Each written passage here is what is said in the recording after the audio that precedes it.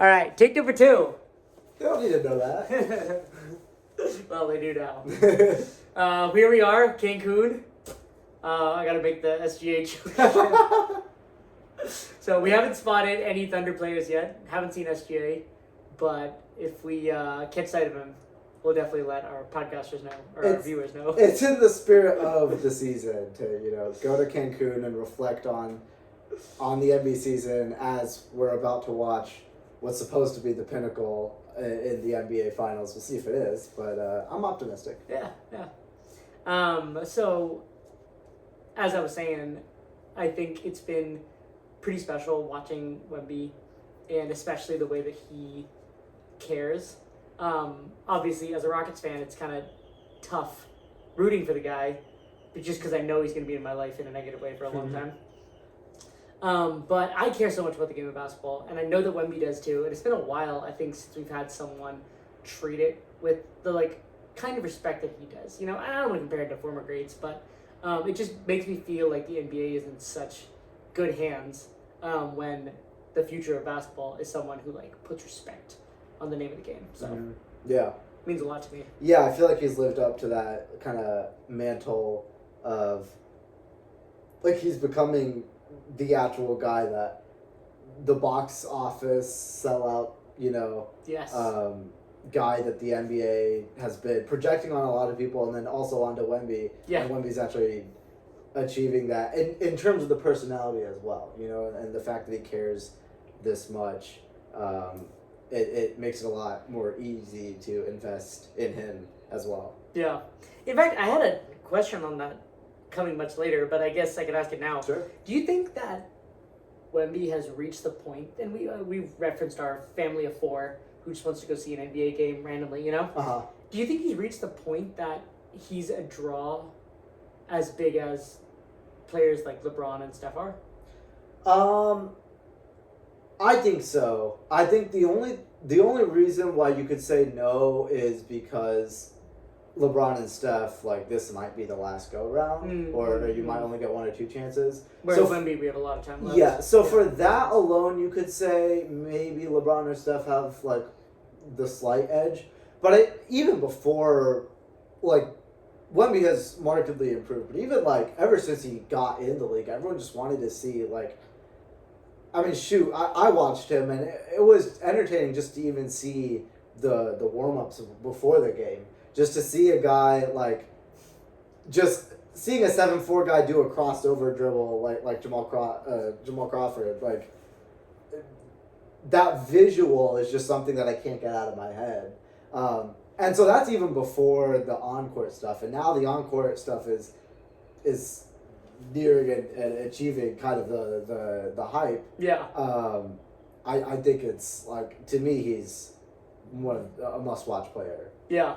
Yeah, I feel like I gotta agree. Even if it's not on the name alone, the display of seeing a guy, you're right, of this kind of size, playing with this caliber, is unprecedented, which is not new information. But still, it's the fact that he's here now matters, and we need to talk about it, Mm-hmm. So, Game 7. What do you think? I know it's a few days ago. So, one thing is I have to give Shai Gilgeous-Alexander his props, because I feel like that was the best, given the stakes, the best playoff game that I've ever seen SGA play. Oh, wow, yeah, ever. I think so. Yeah. The only one I can compare would be probably Game 4 in the finals. Yeah, but also, a lot of that was, he played really well, but this one was, tough shot making. Yeah, and it was just him. Yeah, it was just him, and you also factor in, the fact that you have Wemby, anchoring the defense. In Game 4, Do you think Wemby's better than Miles Turner? Well, yes, and also, I'm trying to dance around the fact that I don't want to sound salty when I talk about Scott Foster in Game 4. And we appreciate the multiple travels that I think he got away with. Oh, yeah. It was that, which, okay, on paper, I haven't even looked at the numbers. Maybe, let's say, for the sake of argument, that game was better on paper. To me, this game 7 was way more impressive, just because of, I don't know, the way style, the way that he did it. Yeah. And I mean, I think that's a lot of the conversation around SGA these days has been around kind of why aren't the fans gravitating towards this player? Yeah. Usually they love the guard who, you know, is small but has elite footwork and ball handling and can shoot from anywhere. You know, particularly is creative. You know. Yeah. Clutch. Right. And that's kind of, you know, obviously a big point in the conversation. But to me, this game 7 was especially the first half was blameless and it was perfect. Yeah. So I gotta give SGA his props, but the team didn't really coalesce around him, and the Spurs played a great game of their own. I mean, when Champagny can hit 5 or 6 threes, he just could not miss. Man. Yeah, it swings because he wasn't hitting earlier in that series, and we talked about that in the last podcast. But he found his shot. He was shooting really well, and I think game 5, and then obviously game 7, he was really, really shooting well. So yeah.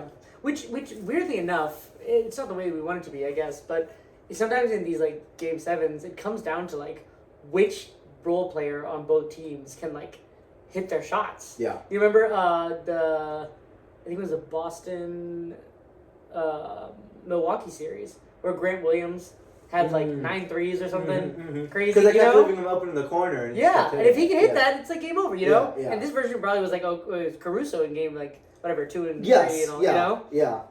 But game 7 was Champagny. Yes, yeah. And so that Caruso magic kind of ran out, but the biggest. Do you want to talk about the biggest disappointment of the game?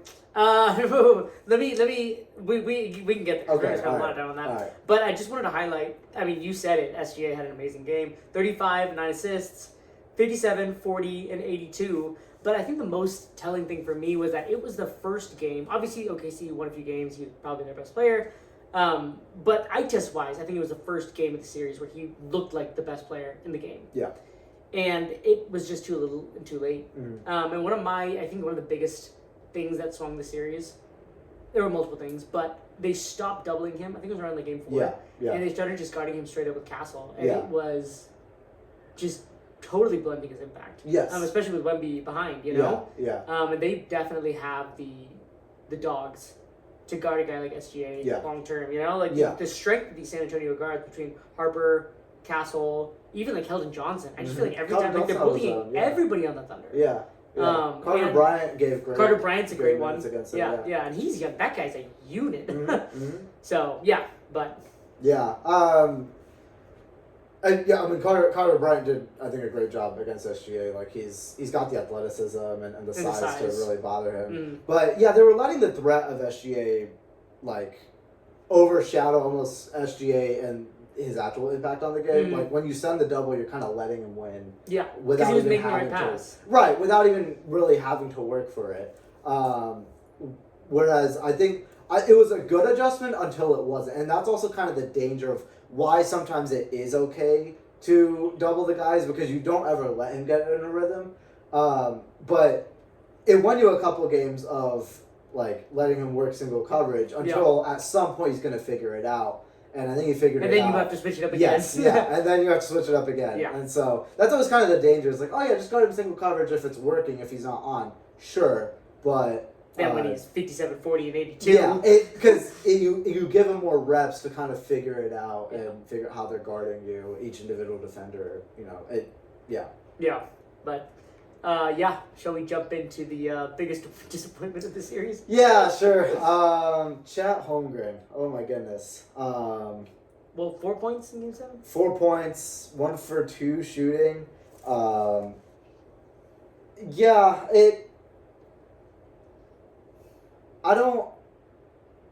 He disappeared from the game entirely.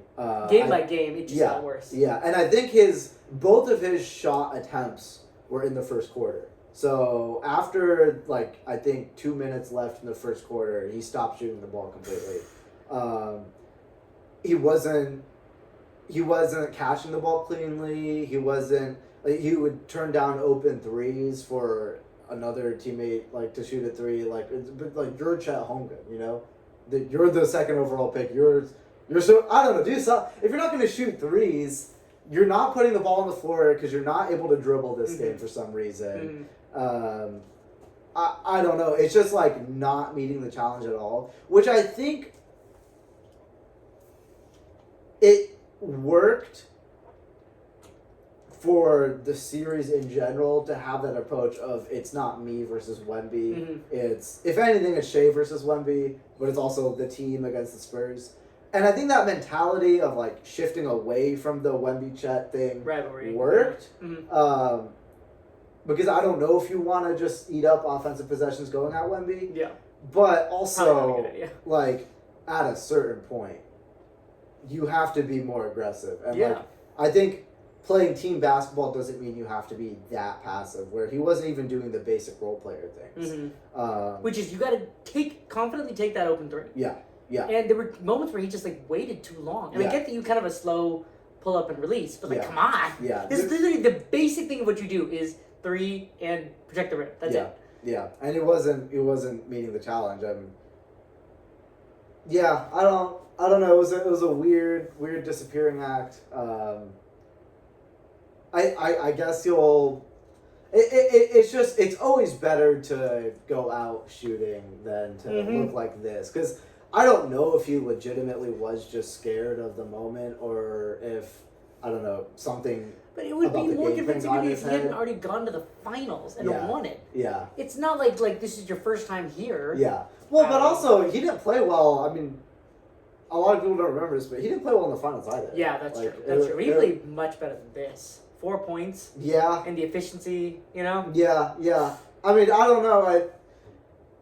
You're like, I was already on this train. I was already on this train. And you were. You've talked about it multiple times. I've talked about it throughout the season. Yeah. But, I mean, this is just, I think, an all-time low for him. And you have to... I think the Chet conversation also has to broaden out to, like, what is he doing on this team, and like what's his role here, where I think he had a very clear role on this team, which I've always talked about, the role player unicorn, right? Yes. Yeah. But I think that he's getting paid, and this is going back to last the first podcast that we did, he's getting paid like you're going to develop more. You're going to develop more of an offensive game. We're not paying you to be a unicorn role player. Yeah. We're paying you to be a 22-year-old unicorn role player with tremendous upside, right? And last year, I really liked Chet coming out of college, by the way, because I thought he flashed good.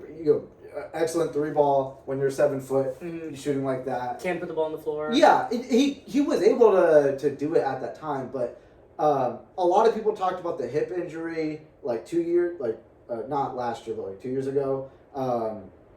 As a reason of why he offensively looked terrible. But then last year, I haven't seen any development in his game offensively. Yeah. So, all right, if he's getting paid to have this upside offensively and to be able to eventually learn to put on the ball on the floor, to create your own shot to a degree, I mean, he hasn't progressed at all from last year to this year. And that's kind of scary for the team. I'm not worried about the Thunder at all, but it's its own like subplot I think going on. Well, especially because they just lost. Like you have to wonder, like, Wemby's not stagnating, you know. Yeah.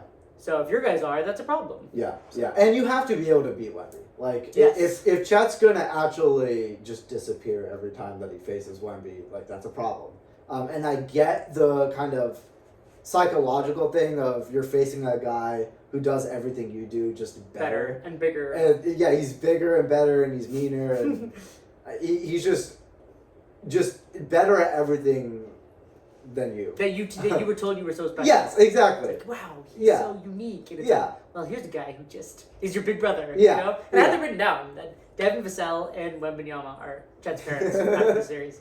It's official. Like, sign the contract. But, like, that's the thing is that, okay, it's one thing if Wemby's doing that, but it's another thing if Devin Vassell's doing Vassell would look like the better version of Chet. Yeah. Which is hilarious, because he's like, what, a guard? Yeah. But Vassell's rim protection was excellent. He was able to meet Chet at the summit. Well, hitting his open threes. Hitting his shots. Yeah. Like, I've always been high on Vassell. Like, he's a great player. But, like, Come on, you're 7'4", right? Exactly. It's one thing for Wemby to do it, and it's another thing entirely for Vassell to do it. And that's where it's like, okay, you're not even a good role player anymore. Yeah. So they need to, I don't know. I think Chet will, hopefully he figures, I'm hopeful for him. I don't know. It's just like from a talent perspective, I'd like to see it work out. Yeah. But, and the good news is he's still pretty young. He is. He can still... He is, but like it's just what is he missing? And I've said it all year that he's just missing that dog. But like, can you teach that? Is that something that like, does he not know that he doesn't have enough dog? Does he not know that he needs to do more? Like, what is he not getting? Because I feel like the ability is all there. I don't know. Yeah. No, those are great points. I think the hardest point to stomach, if I were a Thunder fan, even just watching it, is like, he legitimately looked like the third worst center in the rotation. Mm-hmm. I would rather have Hartenstein for sure. Yeah. And I'd rather have Jalen Williams too. At least he was hitting open shots. Yeah. And he could like body up to Wemby in a way that you cannot put Chet on him, you know? Yeah. And for a guy who's being paid like out of his rookie contract, a max contract, that is a tough pill to swallow. Yeah. A really tough pill to swallow. Yeah. So. Yeah. Yeah, I think it's also the fact that like they have other guys on the team that are just. I mean, he didn't close the game. No. Like, he did. And nor should he have. He shouldn't have. Yeah. That's tough, man. Yeah. That's really tough. Well, when we're almost there at the OKC look ahead, but just to close, thoughts on the series itself. We were promised 7 games. Yep. And while this wasn't like a classic, like I want to go back and watch some of these games or all of them, you know, it still was like full of fireworks and high level basketball. And definitely a coming-of-age series in year for the Spurs. Yeah. And we were promised 7 games. We got 7 games. The 7th one and the first one were incredible. The first one's definitely an instant rewatch. Yep. But even Game 7. Game 7 was good. Yeah. So while, it had a little more swings than I would have liked as far as, like, margin of victories. Yeah. But it was still, like, quite an entertaining series. And it does feel sad that we were robbed of with some of the health stuff, especially on the OKC side, you know? Yeah. Which is probably the number one reason for confidence, but we're going to get there. Yes. Soon. Yeah. And I guess that should also be, like, the other thing that we talk about is just that, like, I mean, we talked about it last time, but yeah, you don't have J-Dub, you don't have AJ Mitchell. I mean, just not a lot of teams could suffer that level of injuries and still be able, because take this team aside. Because the other, like, they have other 11 or 12 rotation guys, you know, the 3 to 15 is by far the best in the league. Yeah. So the depth's crazy on that team, and it's a testament to that roster. So. Yeah, for sure. Well, we've already kind of touched on the look ahead, but to I guess transition to there. Maybe I'll do a little table setting with what their roster and contract situation looks like, and then we can speak to it each point. Sure. So obviously SGA starting his supermax. Chet and J-Dub both signed their rookie max, which is for 5 years, $239 million. Mitchell is signed for $9 million for the next 3 years total. By the way, it's not 3 per year. That's 3 per year. Caruso's at 20. Hartenstein has a team option. Dort has a team option, and Kason Wallace is the only one who needs a new contract right now. Oh, okay. Because he's coming up on his rookie extension. Okay. So, I didn't know that. Okay. So this projects them finally, after long years of waiting for this team to actually pay the piper, to have $260 million on their books for the upcoming season, which puts them $40 million above the second apron. I mean, from a taxes standpoint, it's $500 million in luxury tax penalties, on top of all the second apron penalties, right? Like, I've listed them out here because I've forgotten. They can't send out cash in deals, can't use player exceptions, can't combine contracts and trades, can't do sign-in trades, can't use part of their mid-level exception, and more. And obviously, there's repeater penalties if you're into the second apron. But I could see them trying to get under it for this first year because the longer you can wait to start the clock, right, is pretty important. But we'll see. So, initial thoughts. Well, first of all, I think having those team options is gonna, because I think they're gonna decline Hartenstein probably. Do you think sign him to a longer contract? try. Yeah, you might just have to take the L on that one. Man, for it's tough to think about because he was such an important player in that series, especially. But Jay Will has come along now, True. where like when they signed him, obviously they really needed him, and now I think that Jay Will's there. It's like, okay, now I think you'd still like to have more center help, and maybe that's something that they'll address, but I just think that they'll get outbid in the open market, and I don't. Like, especially we've seen the value of centers go up last go around. I think it's gonna, a guy like Hartenstein is perfect. Yeah. So they probably sign him to the option and then try to trade him, try to get the value out of the contract. No, because I don't think that. I don't think you're prepared for. Like, I think that it just makes more sense for. I mean, I didn't even really think about that. I think that. You have to get the money under control though. Like the fact that you're not at all ready to pay him, and then it's also like if you try to trade him, how do the salaries work? Because you have to be able to match. But that so they're technically already over the second apron, or do they have already, a window? They're already. So they already all these restrictions already apply. Do you know when it starts? That's something I'm not actually sure about. Wait, I had thought that Cleveland was the only one that was over, but I think they are over the. They're going to be, but I don't know when the date is. You know what I mean? Oh, right, because they're not over the second going into next year because they're not over right now. Right. Yeah. So I wonder if they have a window. It'd be the start of the league year, I guess. Right. Yeah. Which would be the end of June. July 1st. Or Kick it annually on July 1st. Yeah. So they have until then. Yeah. To try to figure out whatever they want to do money wise. But yeah. But also you can't trade until then. Yeah, because it's after the trade, right? So, no, you have to decline it. Yeah, I think you're right.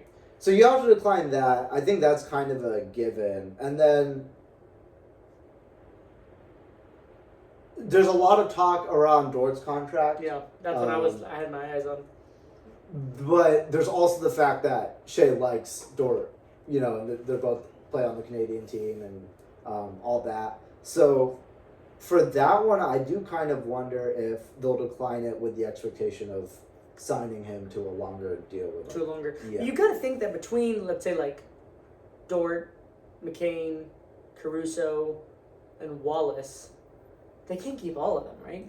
It would make sense for them to just decline him and let him go. Because if they kept Dort, let's say, like, I don't know, yeah. I don't want to be bidding against people for Cason Wallace on the open market, Yeah. I don't know. And you definitely want to keep Cason Wallace over Dort, right? Yeah. Especially at this age, right? For the age and also just straight up overall. Yeah, like at this very moment, he's just a better NBA player. He's better at threes. He's better at shooting. He's better at defense. Yeah. But I just wonder if there's a lot of talk around is Shea going to like try to, I don't know, influence Presti's decision there, or is he just gonna let Presti do whatever he wants? Yeah. It's a great question. Yeah. So what kind of superstar is SGA? yeah. I mean, it's tough because also it's not like Dort's a bum. Like no, of course not. Yeah. I'm just talking about value. Right. But like the idea of signing him to a longer deal with less money is appealing, for sure. I think, to me. It's just the fact that they have so many other good guys, and also where's Isaiah Joe going to get minutes? Where's Aaron Wiggins going to get minutes? Like, I mean, you have to let the younger guys. This is why you drafted them and developed them. Yeah. So I don't know. We'll see what happens with Dort, and then Kendrick Williams also has the team out, which I think I would expect them to decline that. So that will give you $7 million less off the book. So they'll be fine money-wise for this year. It's more of like they might go into the tax, and then that'll start the whole right. So if they are going to go into the tax, maybe they just keep everyone, right? Yeah, that's also why an not option. Send it? Yeah, that's also right. an option. Run it right back. We weren't healthy. We're fine. Run it back. We're gonna pay the $50 million or whatever it is, and the tax. It's our first year because last year they were under the tax. They were right under that. Yeah. So wisely so. Yeah. So this could just be Here's what they really have to look ahead though is the year after this one is when so that's when Shea starts getting paid $60 million. And that's like the least he's going to be paid for years, yes, right? Yeah. And then they have like Jay Will has the team option. He will be up for extension. Jerry McCain will be up for extension. Isaiah Joe, they'd probably let him go. Not having to pay McCain after trading for him is such a boon for them. Yes, yeah. AJ Mitchell, though, right? So they have a lot of decisions coming up, not this year, but the year after, and so this will be kind of this will be the year that they have to like set the table for that. Yeah. And yeah, so I'm not worried about the Thunder at all, and then that's not even getting into like the all the picks that they have. Because they have I think 2 first-round picks, and then they have the 12th pick with the Clippers, the 17th pick. And then they have a second-round pick somewhere. They don't even have that many roster spots. So we'll see. Obviously, there's a lot of talk about them maybe trying to get up into the 3-4 area, trying to get Cam Boozer or Caleb Wilson or something. That would be really scary. That would be really scary. But I expect them to move up somewhere. I don't know if they could get into the top 4 or not, but I expect them to move up somewhere. Consolidate. Yeah. Which is what they usually do at this point. You know, Yes. you have to. Yeah, you have to. Yeah. The only more picks than I know what to do with. Yeah. I didn't even end up counting. Like I know I was looking for. I didn't even try. I didn't even try counting how many picks they had because I just like this is just however many. Like they've like a lot. A lot. Yeah. Too many. They have a lot. fools, just riches on riches. Yeah. Yeah, I think that the 12th pick actually could end up being more useful than some of their usual mid-round picks. Especially because this year, we've talked about it on camera, that the later you get into the draft, the more chance that some of these guys went back to college, right? Mm-hmm. Due to NIL stuff. But this draft particularly is like fairly deep. Yeah. At like good positions too. Like there's some good point guards around that like 12 range. Yeah. And if like someone falls, you could get like an interesting forward. Like there's good players in that range. Yeah. And I think that obviously with Presti's drafting record, I'm sure he can mine a gold nugget somewhere in there, you know? Mm-hmm. But yeah, you made the point. Like they have Sorber, they have Topic, they have Kendrick Williams, they have Wiggins. You know, they have more players than know what to do with. So if they're gonna let one of these guys go, maybe they're gonna fill a spot. But I don't think they can handle having 12th and the 17th. You know, you got to put them in those developmental slots. Yeah, and that's another reason why it'd be really nice to cut ties with like a Lou Dort. You know, just for the roster spot. Yeah. Yes. You know, in addition to the money issue, it's because when you have like there's one thing if there's roster spots and then you're signing like undrafted free agents. It's another thing if you're using them for first round picks. Yes. You know, and I think you would like to keep that. So we'll see what they end up doing there. A lot of that's a personal relationship type of thing where I wouldn't really know how much. Obviously, if strictly just from a brain perspective, if I were running the team, yes, I would let Dort go. But we'll see how would that affect things in the locker room. Chemistry and things. Yeah, for sure. So we've talked a lot about some of the littler fish that could move. But I do want to talk a little bit more about if the Thunder wanted to get aggressive. So the way I see it, and I mean, this isn't like breaking news, but they again have 3 options. They can go after a big fish. The ones I had written down, I mean, Giannis is the one that comes to everyone's mind, right? Yeah. But they can also try to chase like a team that's hamstrung by the cap. Like try to go get Mobley. If they wanted to get Devin Booker, you know, Kawhi Leonard. Not that these teams are necessarily going to make these players available. It's just the point that the Thunder have so many assets. Theoretically, they have enough to get anyone they want. Yeah. So as far as big fish go, as who I had listed, if they wanted to chase a medium-sized fish, maybe something more like Aaron Gordon, you know, Jabari Smith, Trey Murphy, who people have talked about. People have talked about Trey Murphy with pretty much every team in the league at this point.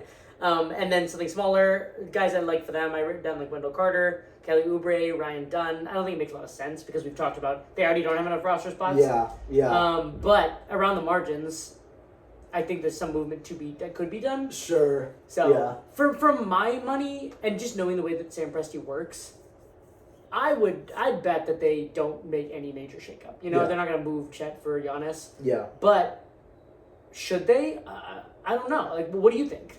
The problem here is that it's selling low, and I think that True. I went back and I watched the segment where we talked about the Chet contract because When was this? like the first podcast that we did. Oh yeah, we did. It Because was we were our talking Loves about this and before Lo- he got it, right? Yeah. Yeah. It was our Loves I and remember Hates talking about that. before, and the fact that they signed him to Wow. Go back. Yeah. So, I said it was Sam Presti being arrogant, right? And just, we're going to bet on ourselves. We're going to bet on ourselves we can still draft good enough to where we can make these big swings, like the Chet contract or whatever. And if it doesn't work out, it'll be fine because we have all these other guys that we're drafting around to keep that core. Yeah.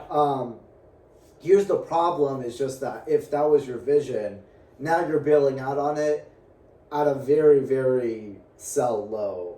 He hasn't even spot. started the contract. Yes. Yeah. He didn't even start the contract. And it would pretty universally be looked at as a bad contract right now. And that's not to mention, I think J-Dub's value has gone down a lot since last year. Yeah. We barely talked about him. We haven't talked about him, but the fact that they're going to spend a combined $82 million next year between a guy that can't stay healthy and a guy who is a Can't stay on the floor. player. Yeah, who can't stay on the floor against your biggest rival in the West. Yeah, that's bailing out on the vision way too early. Where I think that if they were going to do one of these things, it would have to be like after a year where they have some kind of value. I just don't think you want to sell low like this. Yeah. I think you're right. And I don't think that Presti's going to, even though it's so much fun to make up fake internet trades, you know? The thing is, when they did this, like, I didn't believe in the vision like that. I didn't believe the Chet contract was a good decision, and neither did you. Yeah. So, like, it's not my vision that I'm talking about. And so I would love to explore these trades. But I'm just saying, if you're Sam Presti, would you do it? Probably not. Yeah. Let's talk about it for fun, though. Uh-huh. If you were running the Thunder right now, and you were to come up with, like, a trade or two that worked, it doesn't have to be Chet, but, like, who are guys that you're, like, looking at that could be assets for the Thunder that you think that maybe you could move one of these guys for? One that I would actually look at, I would actually maybe trade J-Dub before I trade Chet. Really?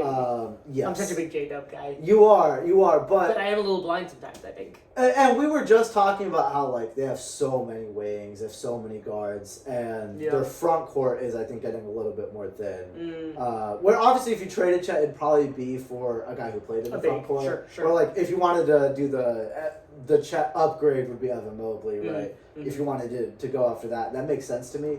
But I don't know, the way this team has looked recently, it has me wondering, like, what is J-Dub's spot on the team where just the availability thing's an issue, and the fact that they look fine with him off the court, where we thought, like, coming into this year, I was like, oh no, what happens if J-Dub misses a ton of time? We've seen that, and the answer is they're fine, because they traded for Jared McCain, and they have A.J. Mitchell. And they look just fine from that standpoint. They have Topic, who, by the way, none of us have talked about because he's not getting. But I really liked him coming out of the draft, and obviously he had the thing with the battle with cancer this year. But now he's fine. He's getting minutes. He could be a big player for them down the road, where a lot of people may not have even heard of this guy, but he could be like the next point guard who's showing. If anybody has a AJ Mitchell like rise next year, I think Topic is a great candidate. Yeah. So I feel like they're fine in terms of guards and wings. Yeah. Whereas losing some of that, so it's just like in a vacuum, who would I choose? I think at this moment I would choose Chet, just because the hamstring stuff is really scary to me. I mean, it's just like there's not a lot of muscles you want on the floor right now. Yeah. And the fact that they like can't even identify exactly what's wrong, which I'm not in the medical rooms, but for them to clear him and then have the same issue happen, and it's multiple times over and over again, that's concerning. That's really concerning. Yeah. You're right, and I think this is one of those things that I do need to like just take a step back from my own personal bias and realize like when he's on, he's on. Of course. But, I mean, that's the other hand of the argument is that, like, Chet being on the floor, how much does that move the needle for you? Obviously some, depending on the series, you know what I mean? J-Dub being on the floor is the difference to me of, like, this being, like, the best team in the NBA and not the best team in the NBA. Yeah. You know what I mean? Yeah. Which is not to say that I think they would have beat the Spurs with it. But game one, probably. He was their best player. Yeah, he was. Before he went out, He was, you know? yeah. And the way he was able to attack Wemby and, like, finish, his paint finishing, it's like, wow, I really missed this. Yeah. I really missed watching J-Dub because his balance and his He's so creativity. strong. Yeah, he's so strong around the rim. And even on defense, like some of these guards are really, obviously, I don't want to, like, knock Wallace and Caruso, but the strength and, like, size and, like, shot blocking that J-Dub brings. Yeah, it's unique. It's unique, for sure. So I see it. I see the argument. It's just, but there is. you could. I think you could catch me on a different day.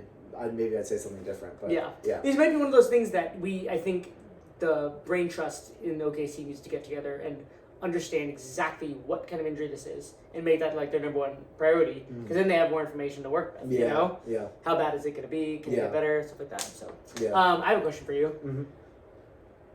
And this is totally going to expose my bias, but let's just ask. Like, you're my sounding board. You know what I mean? All right. If you were the Jazz, okay, and the Thunder say, "Hey, we'll give you J-Dub for the second pick," no, you hang up immediately. Yeah. Okay. Cool. Yeah. I mean, obviously, this is a hypothetical. We're not talking about salary cap stuff, but even then, no. I think you're right. I just talked salary about cap how, reason goes. Yeah. Getting a guy on his rookie year versus getting a guy being paid. Right. Much, you know. But also, like, even without that, no. I mean, the top of this class is special. Yeah. Especially those first two guys. And I just talked about how concerned I was with J-Dub's hamstrings. Yeah. So I would not trade away my ticket to a franchise player for the guy I'm worried about. Yeah, a guy with documented injury history that I'm really worried about. Yeah. Cool. I'll continue throwing ridiculous J-Dub hypotheticals at you over the course of our podcast. I love it. Sweet. Well, that's kind of, I guess, all I had for the Thunder look ahead. You got anything more you want to add? Yeah, I mean, I think, like, look, this team's still really good, and it's very, like, characteristic to look at. First of all, I just want to take a step back and say, hey, the Thunder didn't go back-to-back when we were talking about... True. We were talking about that, right? There's some big picture stuff here, too. Yeah, so this has been a long theme of the season is how in the world does this team not go back-to-back? And which puts them in rarefied air. Yeah, right, which would, because... the last time a team went back-to-back was Steph KD, you know? Yeah. So there's the answer to that question. But also, this is still a good team. And I think let's not overreact too much because they still have more draft picks going down the pike, more players, more years of development. So this will still be a force in the league for the foreseeable future. Yeah. But, yeah. I think what you just said is probably what's going on right now in Sam Presti in his few confidants. You know, it's like, let's settle down a second, you know? Yeah. So, cool. I think we can leave it there. Mm-hmm. Finals preview. Yeah. Another year, another new champion. Yeah, a guaranteed new champion. And not just that. I mean, we've had, I think the last 4 years have been all different teams, right? We've had in the finals. Yes. Oh yeah, you're right. I didn't even think about it like that. Yeah. So there's another mark of parity, but I mean, we did like a sneaky preview last podcast when we talked about because we got to talk about the Knicks. Yeah. Do you give the Knicks a chance against who comes out of the West? And I mean, how are you feeling about that now? It's a good question.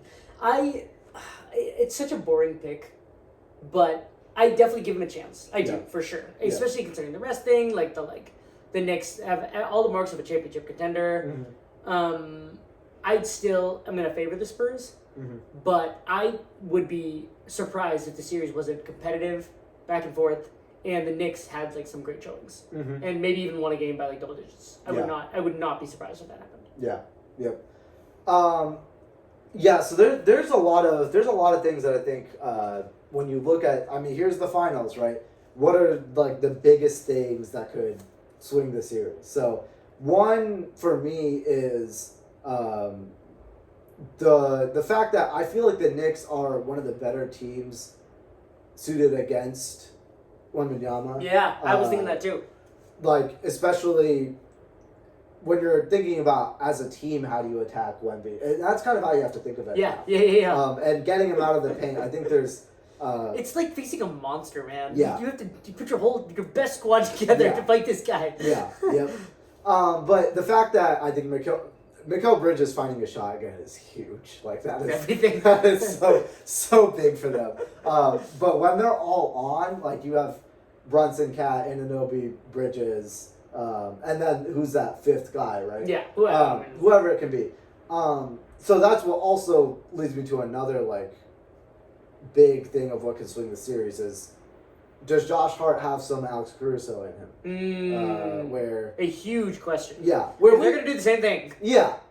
Well, we've seen this before from Josh Hart. Like, if you leave him open and he's able to knock it down, like, he shoots it with confidence, and he's not afraid to try you sometimes. He knows that he's not a great shooter, but if you leave him open, he knows the numbers. Yeah, he can make it. They will win. Yeah. So if Josh Hart turns into like a 40% shooter, that's very feasible, and that could swing the series for sure. Mm-hmm. Another one is like Cat foul trouble.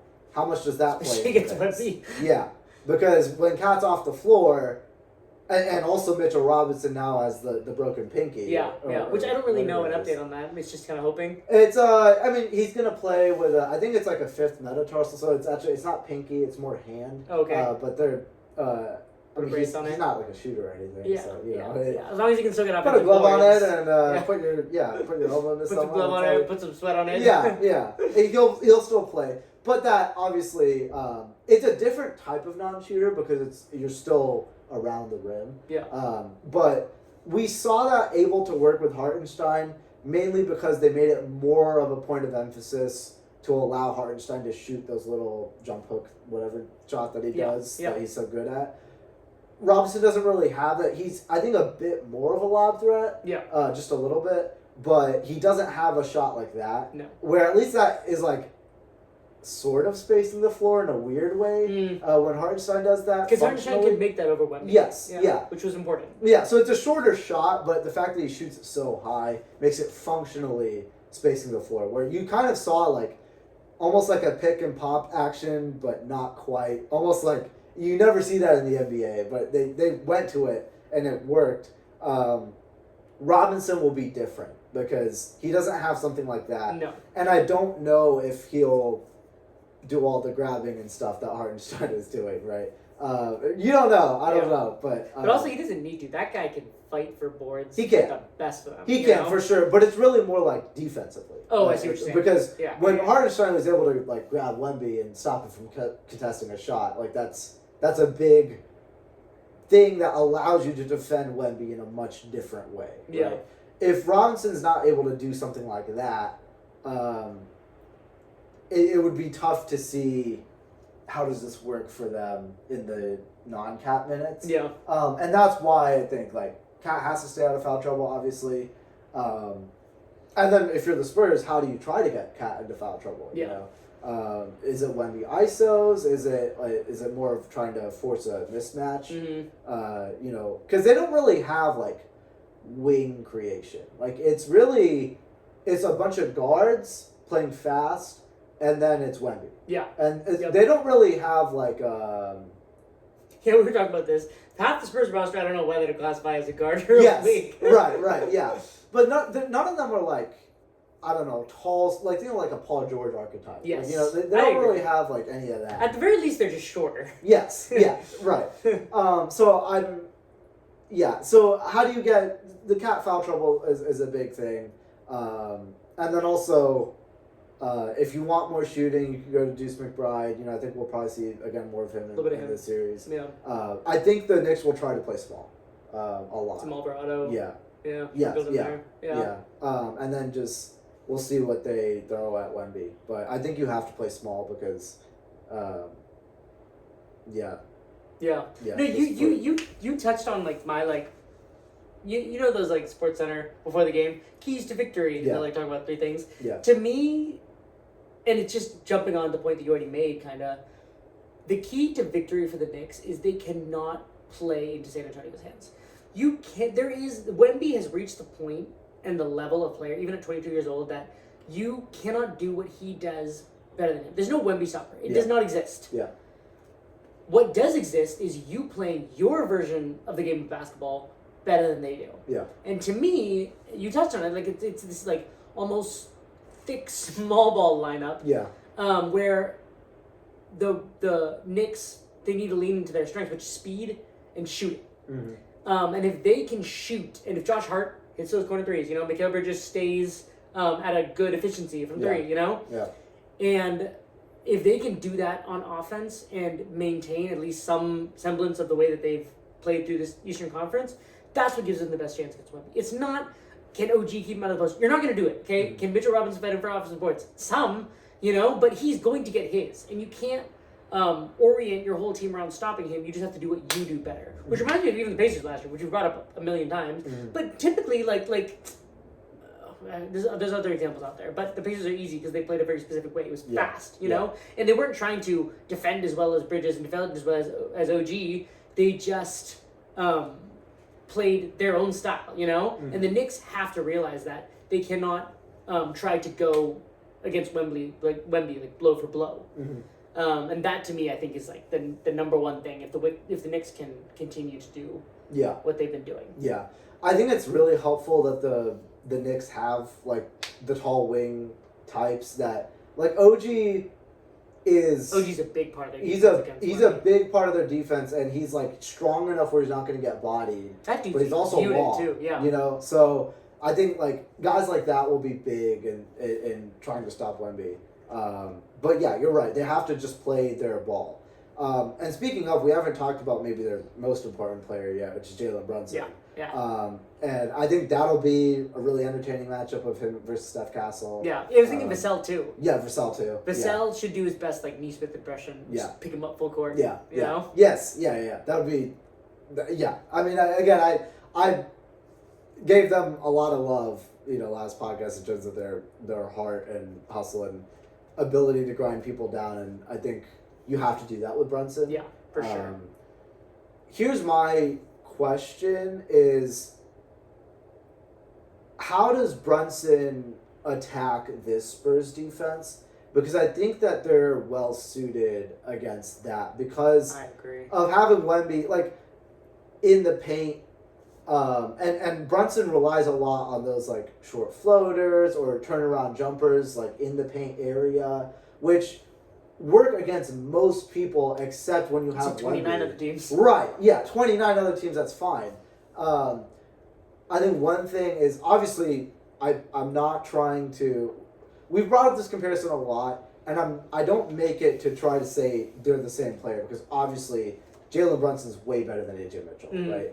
But the fact that we saw AJ Mitchell, obviously he had the injury stuff, but even when he started the series out healthy, be a complete non-factor. It was rough. Because AJ, and this is part of the difference, is just their ability to get to their spot from the three, where Brunson can do that a lot better than AJ Mitchell could. Yeah. But because Mitchell lived a lot more in the mid-range or paint area, and since that was just completely taken away, especially in game one, we saw like very minimal impact because he didn't have a ton going for him in terms of self-creation from three.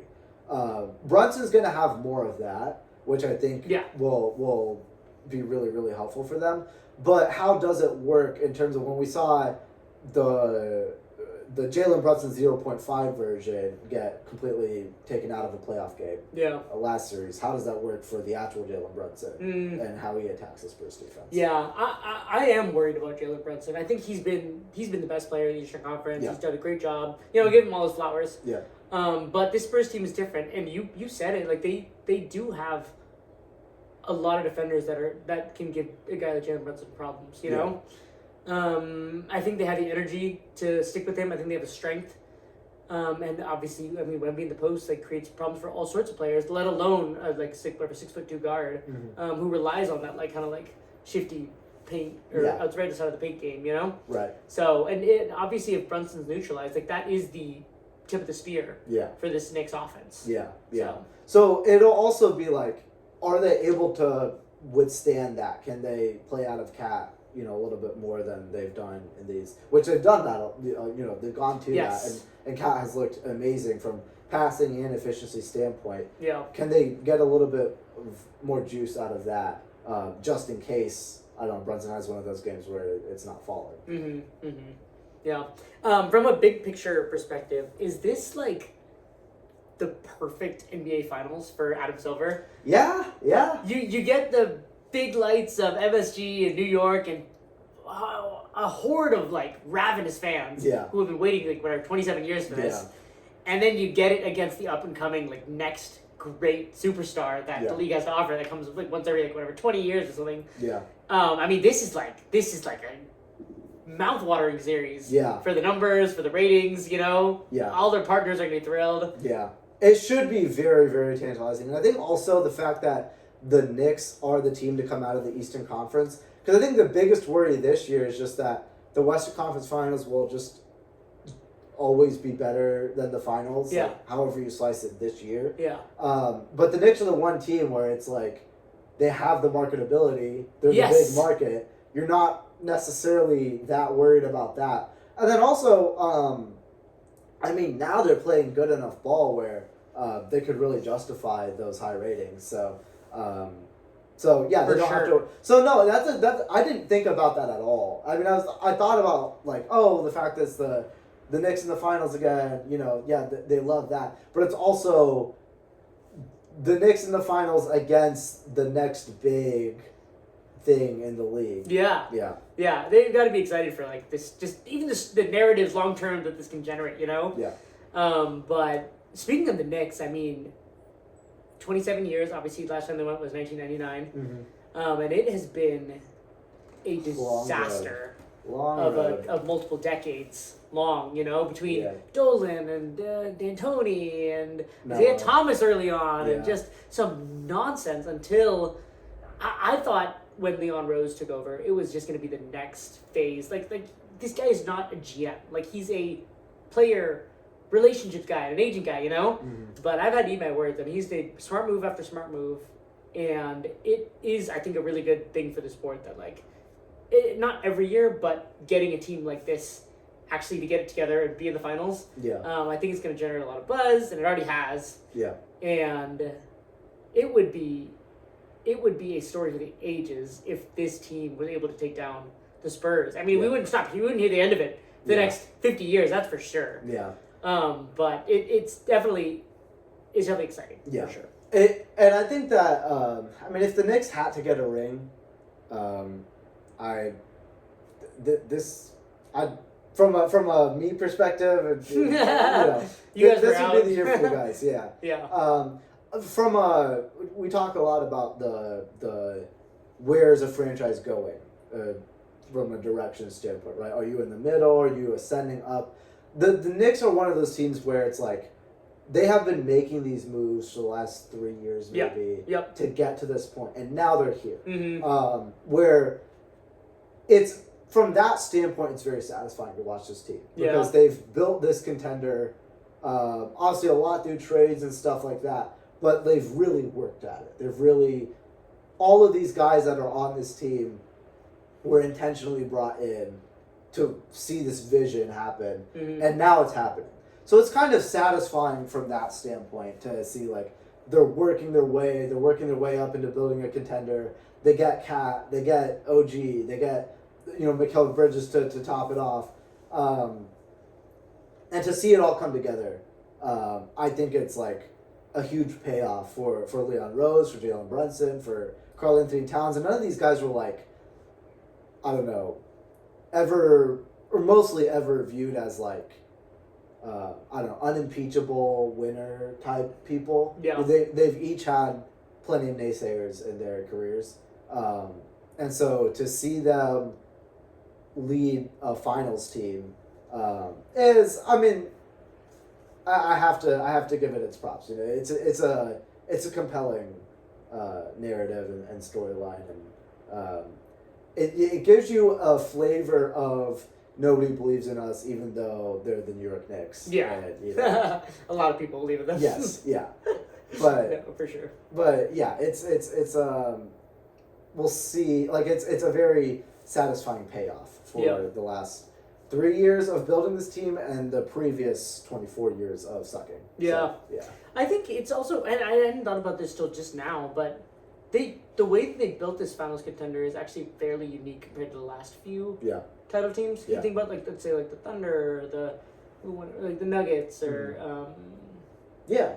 like they all built up their guys. They drafted them, they developed them, they built chemistry. You know, they added 1 or 2 picks on the side. Yeah. But then the Celtics. the Celtics are another good example. Yeah. Whereas this team, like, very few, if any, of these like major of their best players are homegrown. I mean, Deuce McBride might be the best player who was drafted by the Knicks. Mitchell Robinson is the guy who's been on the team for the longest. Yes, and he was on there for even when they were really, really bad. But yeah, they're entire starting 5, right? Yeah, Josh Hart was acquired in free agency. Where was he? Where did he was with the Lakers. He was with the Lakers. And then he got traded to the Pelicans. I forgot about that. And then I think it was free agency. He went to the Knicks. Yeah. Jalen Brunson, obviously. Free agency. Right. Yeah. Karl Anthony Towns in the trade with Julius Randle. OG Anunoby trade. And then Bridges trade, we all know about. Yeah. So a lot of that was trades and then one like free agent. Yeah. Or 2 free agent acquisitions. But it's also not like even the Nets a few years ago. They got a few guys in free agency, you know, but it was just like one hodgepodge, big splash, and then build it up. Whereas it was a very obvious over super time. Team. Yeah. And I think like the Karl Anthony Towns trade, you know, where they trade Julius Randle was the guy. He was Mr. Nick. He was the Nick, and I mean they made the playoffs and MSG went crazy. New York loved him for that because they hadn't seen the playoffs in however many years. And then they had to make that. Those are tough decisions that you have to make of like trading this guy. But it's worked out, frankly, for both teams, but especially for the Knicks. Yeah. So,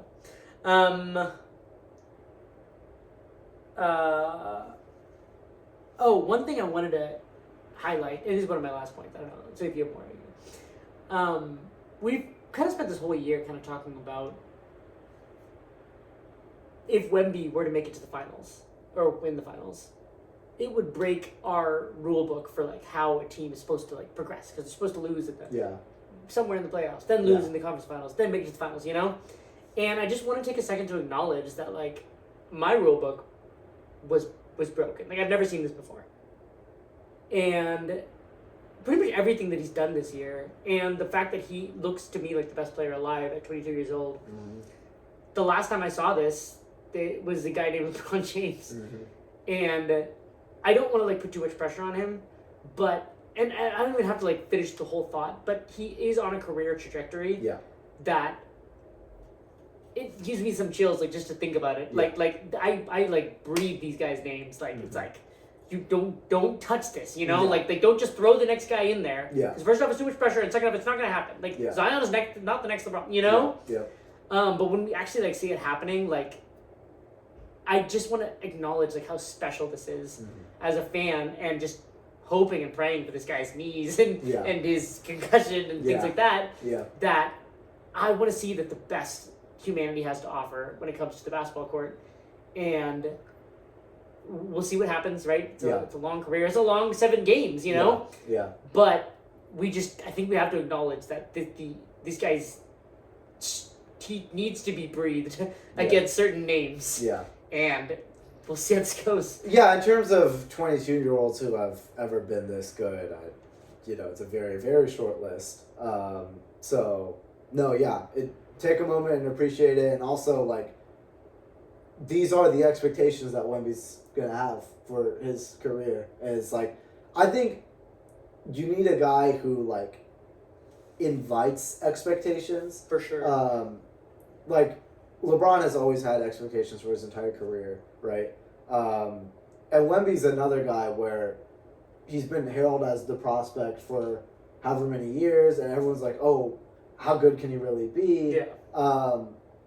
And you see that like same kind of, it's not LeBron level, but it's LeBron-like in terms of the expectations of if his career ends up being Hakeem Olajuwon, it's a failure, or disappointment, or whatever. Like that's an insane thing It's to an say. insane take. You know, but that's the way it is. That's a burden of expectations. When you're 7'4" and you have all those skills and you can move like that, yeah, that's the expectation, and I think he knows it and he invites it, and it is what it is, and everyone knows it, and so that's what makes you feel, I think, alive. If you're in the NBA, it's like we're watching a multi-decade